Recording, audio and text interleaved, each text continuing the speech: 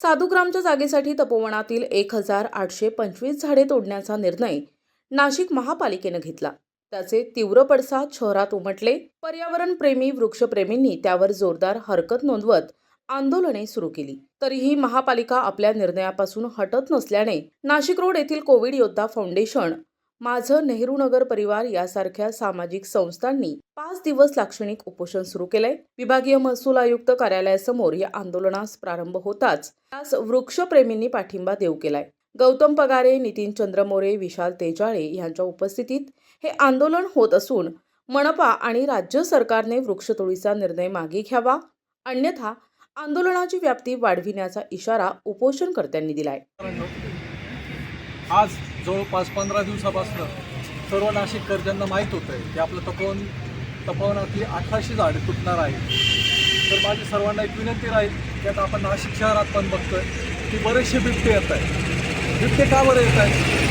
तुम्ही या लोकांनी जंगलतोड केली म्हणजे प्राण्यांचं जे घर होतं तेच उद्ध्वस्त केलेलं आहे, म्हणून हे प्राणी आपल्या शहराकडे येत आहेत। आणि शहरात पण त्यांना थोडेफार प्रमाणात लपण्याची जी जागा असते, जे तपोवन आहे आपलं, याच्या आपल्या धार्मिक भावना, माता सीता, राम इथे वनवासासाठी आले होते आणि त्याच जर तोडलं गेलं तर तुम्ही पुढच्या पिढीला काय सांगणार आहात की ते राम कसे आले होते, कुठे होते, काय होते?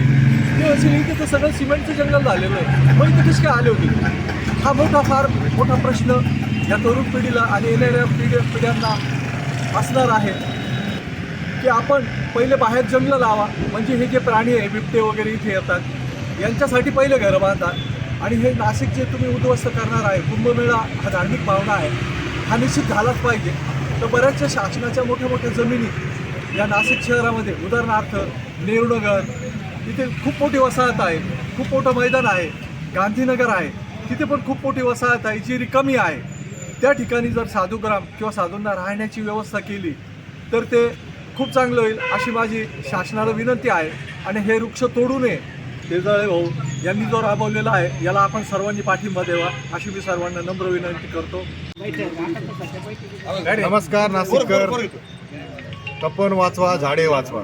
झाडाचं काय महत्त्व आहे हे आज सकाळपासून जेव्हा इथे बसलोय, जेव्हा उन्हाच्या झळा लागत होत्या आणि आत्ता थोडी झाडाची जशी आमच्या सावली डोक्यावर पडली तेव्हा कळालं झाड हे आपल्यासाठी किती। झाडे वाचवा ही मोहीम फार जोरात चालू आहे आणि तपोवन हे इतिहासकालीन आहे, ते असं झटकन ना मनुष्य करता येणार नाही पण आम्ही करून देणार नाही। आमच्या मागे आज संपूर्ण नाशिक शहर, जिल्हा, महाराष्ट्राचे सर्व लोक उतरलेले आहेत आणि यांचा डाव आम्ही आणून पाडू। आता येऊ घातलेल्या कुंभमेळ्यासाठी ही जी वृक्षतोड होत आहे ही अतिशय हुकुमशाही पद्धतीने हे शासन करत आहे। खरं पाहिलं तर याआधी नाशिक शहरामध्ये अनेक कुंभमेळे झाले आणि त्यावेळेलाही साधुग्राम वसलं, परंतु त्यावेळेला कुठलीही वृक्षतोड करण्यात आली नाही।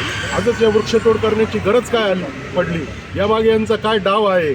आणि त्यापेक्षाही महत्त्वाचं म्हणजे वृक्ष हे आपलं जीवन आहे आणि त्या झाडांपासून आपल्याला अनेक फायदे आहे। अनेक वक्त्यांनी यांनी हे सांगितलेलं आहे आणि हे या शासनाला का कळत नाही?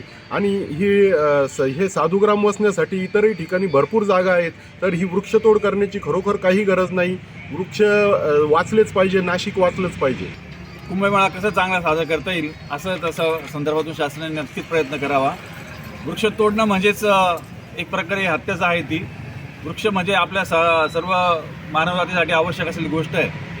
ते वृक्षतोड संदर्भातून करत असताना त्या विशिष्ट प्रकारचे झाडं तोडण्यासंदर्भातून जास्त आकडे त्यांचा आहे, तो न करता त्या वृक्षतोडी संदर्भातून असलेले जे दुसऱ्यांचे डाव करण्याची इच्छा आहे त्यांची, ती न करता त्यांनी या वृक्षतोडीसाठी चांगलं काम करून दाखवावं असं मी आवाहन करतो।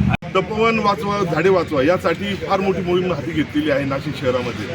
आज आम्ही नाशिक रोडमधनं या ठिकाणी लाक्षणिक उपोषण या ठिकाणी केलेलं आहे।